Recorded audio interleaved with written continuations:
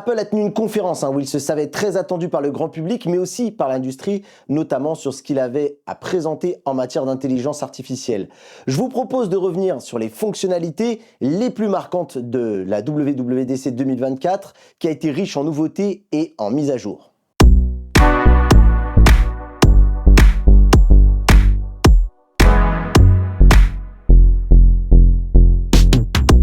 Premier point concernant cette chaîne, et vous le savez, on suit l'actualité des technologies immersives. L'Apple Vision Pro arrive officiellement en France et ce sera le 12 juillet. Il se décline en 3 modèles. Le 256 Go, il est dispo au prix de 3 999 €, 4 249 € pour le modèle 512 Go et 4 499 € pour le modèle 1 Tera. Et même si cette chaîne, on adore, comme je vous le dis, les technologies immersives, on aime encore plus un compte en banque qui respire encore. Et quitte à parler de l'AVP, on peut évoquer visionOS 2.0. C'est d'ailleurs ce qu'avait annoncé Mark Gurman, le divulgateur en chef du média Bloomberg. Apple ici joue un petit peu les forceurs, on va pas se mentir, on est à peine sur une version 1.5 et encore, je me trouve généreux. Ce qui est à retenir, c'est que déjà en pivotant son poignet, il est possible maintenant d'accéder à l'heure, au niveau de la batterie et au control center. C'est un peu moins fatigant que de devoir lever la tête, surtout au vu du poids du casque, que j'ai d'ailleurs pu tester quelques minutes plusieurs fois. Grande nouvelle aussi, on peut agencer ses icônes comme on le souhaite. Et quand j'ai vu passer ça, je me suis dit, et dire qu'on pouvait pas le faire avant. Malgré tout, il y a une fonctionnalité qui m'a vraiment plu, c'est celle de pouvoir transformer ces photos, on va dire 2D à plat, en photos spatiales. Faudra voir le résultat, mais voilà à quoi sert la puissance d'une puce M2. C'est le genre de truc que j'aimerais bien voir sur mon Quest 3, mais autant se le dire, ça n'y arrivera sans doute pas demain. Et il y a d'autres choses qui sont quand même plutôt cool, comme la prise en charge du clavier dans l'environnement VR, c'est-à-dire qu'on pourra le voir. Il y a également la prise en charge tout court de la souris et le support du train quand on passe en mode voyage. Et je finirai aussi par la plus notable, c'est la possibilité d'avoir un écran virtuel plus grand, voire même à un format panorama qui permet d'avoir plusieurs applications. Alors oui, encore une fois, l'effet waouh est là, surtout quand on voit la manière dont c'est animé, mais je dois vous dire que je reste quand même dubitatif sur l'expérience offerte. Pour ne pas faire trop durer cette vidéo, je vous renvoie vers l'épisode XR360 numéro 153 où j'explique ce qui m'embête sur ce choix d'Apple. Apple a ensuite dévoilé iOS 18 et je reviens encore une fois sur ce que je disais déjà lors de la WWDC 2022. Je trouve quand même que les annonces d'iOS sont plus fun que ce que se propose Google avec Android. Alors après, bien sûr qu'on se le dise, les annonces qui ont été faites ici existent déjà sur l'OS de Google, mais je pense quand même que les utilisateurs sentent qu'il y a plus de mouvement, plus de nouveautés, on va dire visuelles marquantes sur l'OS d'Apple que sur celui de chez Google. On en a fini avec les mêmes écrans chez tous les utilisateurs d'iOS. Il est désormais possible d'agencer les icônes comme on le souhaite sur un iPhone. Mais attendez, ce n'est pas tout dans l'audace. Il est carrément possible de personnaliser encore plus l'écran d'accueil. On va pouvoir changer les couleurs de chaque icône ou widget et il va donc être possible de faire correspondre les éléments à la couleur de votre fond d'écran ou l'inverse. Et j'ai envie de vous dire, comme le disait Google, be together, not the same. Bienvenue dans la famille les gens. Le Control Center s'enrichit, on peut dorénavant avoir plusieurs pages et c'est là que je me dis quand même qu'à force de trop en mettre, ce qui était un simple raccourci efficace va carrément devenir maintenant un système dans le système. Mais si je suis de bonne foi et que je reste fidèle à ce que je dis toujours dans certaines vidéos, c'est plus cool d'avoir le choix que de ne pas en avoir. Au final, les utilisateurs peuvent décider de s'emparer de cette fonctionnalité ou de laisser la chose en l'état. Autre point intéressant à souligner, on peut modifier les fameux raccourcis torche et appareil photo. La rigidité que j'ai toujours reprochée à iOS disparaît de version en version et on va se le dire, c'est plutôt cool. Alors il y a d'autres fonctionnalités comme cacher ou verrouiller ses applications pour plus de vie privée, planifier l'envoi de SMS si comme moi vous êtes du genre à oublier les anniversaires. Et en parlant de messages, il semblerait que la prise en charge du RCS a été chuchotée à un moment, mais Apple n'a pas envie de trop le crier très fort. On trouve aussi des nouveaux effets et, chose notable, enfin, l'envoi de messages par satellite semble se démocratiser toujours un peu plus lorsqu'aucune connexion n'est disponible. C'est très pratique, j'imagine, pour des balades dans le désert. Autre excellent bon point, l'application Mail s'améliore avec des catégories comme Primary pour les emails personnels et urgents, Transactions pour les confirmations et les reçus, Update pour les actualités et les notifications des réseaux sociaux et Promotion pour les messages marketing et les coupons. Gurman l'avait également annoncé, l'introduction d'une une nouvelle application qui va s'appeler Mot de passe. En gros, eh bien, elle s'appuie sur ce qui existe déjà, c'est-à-dire il y a actuellement l'application Trousseau qui est un espace pour conserver les mots de passe. Mais du coup, Mot de passe, elle ira encore plus loin, comme ce que propose un Dashlane, un LastPass, un OnePassword.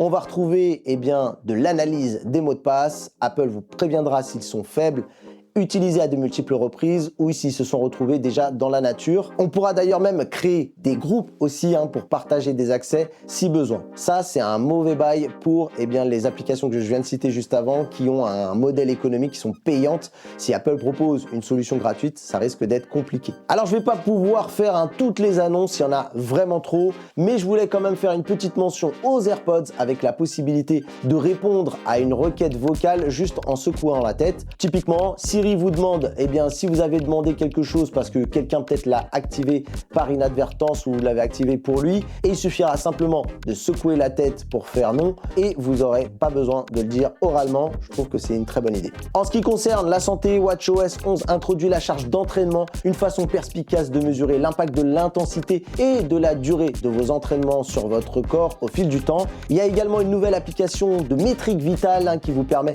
de vérifier votre état de santé quotidien et d'explorer vos métriques de santé les plus importantes d'un simple coup d'œil. Concernant les iPads, il y a un très bon move qui a été fait de la part d'Apple, celle d'avoir apporté la calculatrice. Mais celle que j'ai notée, c'est la fonction note mathématique qui vous permet à l'aide d'un stylet de lui infliger n'importe quelle équation et celui-ci pourra la résoudre et on peut même carrément aller beaucoup plus loin dans les équations. Il y a des exemples, c'est carrément des problèmes. C'est sans doute la fonctionnalité à retenir d'ailleurs sur iPadOS 18 qui d'ailleurs hérite aussi également d'un grand nombre de fonctionnalités d'iOS 18 que je vous ai donné juste avant. Concernant les Mac, et là je suis concerné, macOS Sequoia a été présenté avec la possibilité de pouvoir enfin accrocher automatiquement les fenêtres comme le propose déjà Windows. Et ceux qui diront que je suis mesquin de la sortir celle-là, eh ben dites-vous simplement que j'ai juste un peu les nerfs d'avoir payé il n'y a pas si longtemps que ça, il y a quelques mois, une application tierce pour faire ça parce que ça me manquait trop. Et donc voilà, c'est un tacle gratuit mais c'est tout ce que je voulais dire. On va retrouver aussi également l'application Mot de passe qui sera présente. On pourra modifier l'arrière-plan lorsqu'on utilise la webcam avec des fonds d'écran, mais la fonctionnalité qui a été la plus mise en avant est la fonction de mise en miroir de l'iPhone sur le Mac. Alors sans aucune espèce de troll, vraiment je m'interroge, je me suis dit qu'avec Continuity, ce genre de fonction n'était pas forcément nécessaire. Sur Android, j'arrive un peu à comprendre l'intérêt, on n'est pas sur le même OS et puis voilà, on a besoin de prendre le contrôle sur le smartphone pour certaines choses spécifiques, même si en même temps, il y a pas mal de services de plus en plus qui sont déportés, qui ne nécessitent pas forcément d'être sur un smartphone en particulier pour le faire, par exemple, comme moi je le fais, envoyer un SMS. Mais du coup, je serais quand même curieux d'avoir votre retour utilisateur pour m'expliquer les cas d'usage à laquelle la mise en miroir sur un iPhone est intéressante. Alors, durant toute cette partie que je viens de vous résumer de la conférence, Apple n'a pas parlé une seule fois de l'intelligence artificielle. On voyait certes des petites choses à base d'IA, mais tout semblait à l'image de ce que veut donner Apple, magique. Mais la tentation du One More Thing était trop grande et oui, l'IA a bien été formulée. D'ailleurs, le génie du marketing a encore frappé. Ils se sont dit AI, parce que c'est en anglais, AI. Non de Dieu. Apple Intelligence, c'est du génie. Derrière cette appellation, on va retrouver tout un tas de fonctionnalités basées sur l'IA et qui sont disponibles à partir des iPhone 15 Pro et 15 Pro Max et tout cet appareil qui dispose d'une puce M. Enfin, jusqu'à ce que j'entende que le futur ne soit pas concerné. Ben oui, Apple Vision Pro, le produit le plus futuriste, lui, n'a pas accès à cette intelligence artificielle. Je voulais dire à cette intelligence Apple. À se demander au final que peut-être le futur, il sera passé à autre chose. Ce petit troll, mis à part, ça reste quand même étrange parce que quand on pense à l'IA, j'imaginais Apple faire un gros focus sur Siri. Et c'est d'ailleurs un petit peu ce que les gens attendaient, un Siri plus intelligent. On attendait vraiment quelque chose qui soit marquant sur cette partie-là. Alors on a quand même des annonces, on a une nouvelle icône avec le symbole de l'infini, ce qui d'ailleurs est très symbolique et ça peut montrer même les ambitions de la part du constructeur. Et on a une animation qui entoure tout l'écran comme si Siri se matérialisait et prenait le contrôle du smartphone. Et on voit d'ailleurs qu'à ce moment-là, il y a toujours pour moi un rapport à la magie. Alors on nous annonce des améliorations de la part de l'assistant, mais je trouve que c'est resté quand même assez flou. Je n'ai pas trouvé que c'était aussi parlant que ce qu'a par exemple OpenAI. Je ne serais pas d'ailleurs surpris de voir les utilisateurs finalement dire qu'ils sont déçus des résultats pour cette itération tout du moins. Juste avant, je vous fais quand même un rapide tour des annonces. Apple a clairement montré sa volonté de rattraper son retard et au final pour moi opte pour finalement la même stratégie que ses concurrents, c'est-à-dire mettre de l'IA au service des utilisateurs dans tout un tas de solutions embarquées sur les appareils. On va pouvoir réécrire du texte dans différents styles pour ces messages, demander des choses à Siri en fonction de ce qu'il y a à l'écran via des applications que l'assistant peut gérer. Il est possible de générer des emojis quand ceux qu'on veut n'existent pas. Ils appellent ça d'ailleurs les Kenmoji. Et je sens que c'est encore un terme marketing que tout le monde va reprendre. Est-ce qu'il y a vraiment quelqu'un qui, pendant une discussion, va s'interrompre pour prendre le temps d'aller créer un emoji? Je sais pas, pour moi, c'est tellement un risque de casser un rythme lors d'une discussion et surtout, je trouve qu'Apple sous-estime un peu trop le pouvoir de la flemme.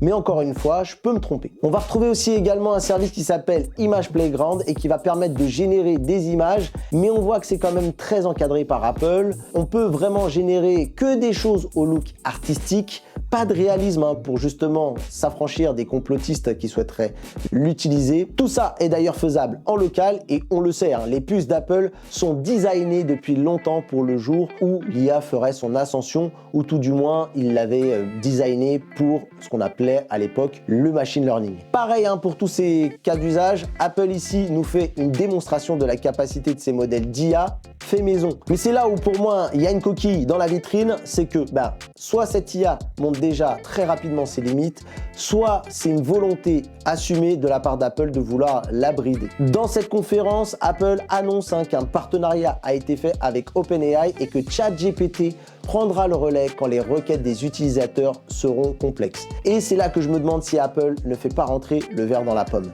D'ailleurs, il y a déjà pas mal de journalistes et autres observateurs qui traduisent ça comme le fait que le constructeur accuse un retard plus ou moins conséquent dans le domaine. À vous de me donner votre point de vue à ce sujet. L'autre point, c'est que pour le moment, Apple est parvenu à imposer ses exigences à OpenAI, vie privée, donc OpenAI ne collecte pas les données, la confiance semble tellement établie entre les deux qu'Apple annonce quand même qu'il va masquer les adresses IP pour s'assurer qu'aucun ciblage ne sera fait. Et d'ailleurs, pour renfoncer le clou, la confiance, elle est tellement à son paroxysme qu'un pop-up viendra quand même vous avertir quand on passe à l'utilisation de l'IA d'OpenAI, comme pour se dédouaner de tout problème.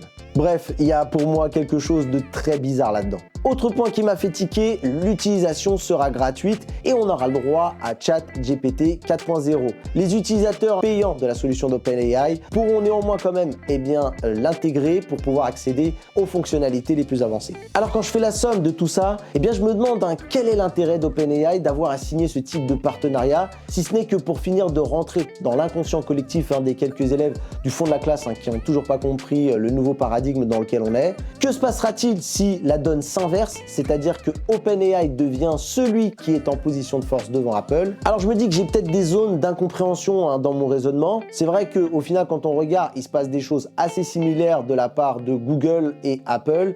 Google est le moteur de recherche sur les iPhones et Google paye pour ça. Mais c'est vrai que je me dis que Google n'a peut-être jamais été aussi en position de force par rapport à Apple. Mais je me demande si les choses ne vont pas être différentes ici. D'ailleurs, même pour le modèle économique, pour le moment, tout est gratuit. Sans doute parce que pour Apple, c'est une dépense négligeable. Mais qu'en sera-t-il lorsque ça sera déployé partout et que beaucoup de gens vont commencer à l'utiliser très régulièrement? Moi, j'ai quand même l'impression qu'Apple s'est fait un cadeau empoisonné. Et vraiment, quand on voit les relations compliquées entre OpenAI et Microsoft, qui passent leur temps à vouloir s'utiliser jusqu'au jour où l'un se débarrassera de l'autre, je m'interroge. Franchement, est-ce vraiment ça finalement l'Apple Intelligence? Voilà donc mes réflexions que je me suis faites durant cette conférence. J'ai hâte d'échanger avec vous sur ce sujet dans l'espace commentaire. Si vous voulez plus de communication, on a également les réseaux sociaux et il y a un endroit que j'aime particulièrement, c'est le Discord. Il y a une invitation qui vous attend en bas dans la description, n'hésitez pas. Il y a les backstage de la chaîne, il y a plein de petites choses. On est une petite communauté très sympa et d'ailleurs ça me fait penser aussi également cette vidéo que Apple n'est pas forcément le seul à avoir des problèmes. Il y a cette autre vidéo que je vous propose et qui parle cette fois-ci pour moi des problèmes de Google avec ses pixels. N'hésitez pas à aller la consulter. C'était Mathieu et comme on dit chez nous, restez connectés. Bye bye.